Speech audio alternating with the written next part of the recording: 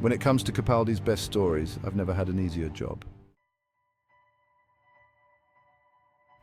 Although I have a deep love for Time Heist, Empress of Mars, and the Before the Flood two-parter, and I know I'll defend Sleep No More one day as I enjoy it, even if it's a guilty pleasure, that's a discussion for another time. Today I'm here to talk about the absolute pinnacle of Capaldi's era and possibly Stephen Moffat's finest work. Welcome to the Snake Pit, where we're full of bile and venom. I'm your host, Snake Demon, and we're taking a deep dive into what I consider one of the greatest achievements of Peter Capaldi's run as the Doctor. In fact, this is a story so haunting and masterfully crafted it ranks right up there with some of my favorite horror, suspense and thriller narratives. So brace yourselves as we dissect Heaven Sent, a story that solidified Capaldi's Doctor as one of the most complex and resilient incarnations we've ever seen.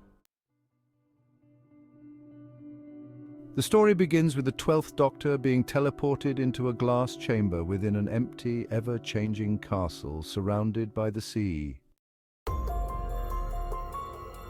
As he navigates this mysterious prison, he is pursued by a cloaked, veiled figure, a figure that embodies his deepest childhood fears.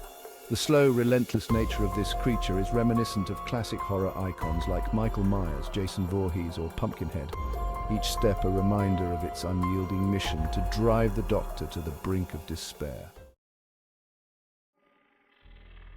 As the Doctor searches for answers, he uncovers unsettling clues. A skull submerged in the sea beneath him, a pile of identical skulls suggesting an unfathomable number of deaths, and the word bird etched into dust. What starts as a puzzle quickly turns into a living nightmare, revealing the castle to be not just a prison but a torture chamber designed solely for him. When he discovers Room 12 and the wall of Asbantium behind it, the stakes soar. The Doctor realizes he has been there for far longer than he initially thought, thousands of years, repeating the same cycle over and over. Driven by sheer willpower and haunted by the memory of Clara, he chips away at that wall even as he's struck down by the veil each time. It's a sequence that captures the essence of true horror and suspense, hope mingled with agony, survival against impossible odds.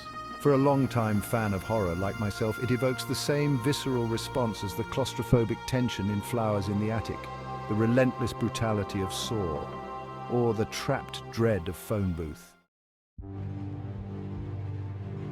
What makes Heaven Sent truly exceptional is its atmosphere and pacing. The Veil is an almost perfect manifestation of relentless dread.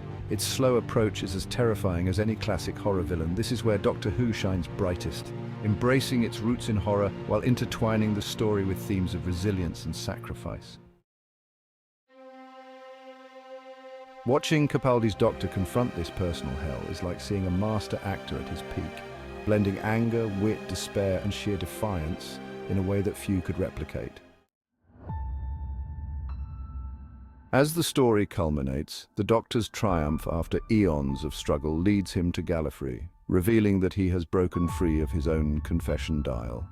His final proclamation that the hybrid is me leaves a tantalizing promise of what is to come, a bittersweet moment considering where the series headed next.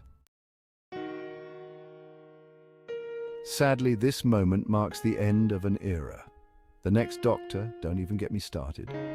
I refuse to touch that misstep anytime soon. Capaldi and Moffat may have left a high bar with stories like Heaven Sent, but what came next proved to be a different tale altogether.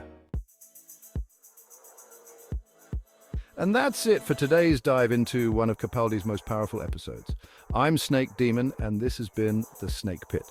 Don't forget to subscribe, hit that bell, like the video, and leave your opinions in the comments, where naturally I won't read them.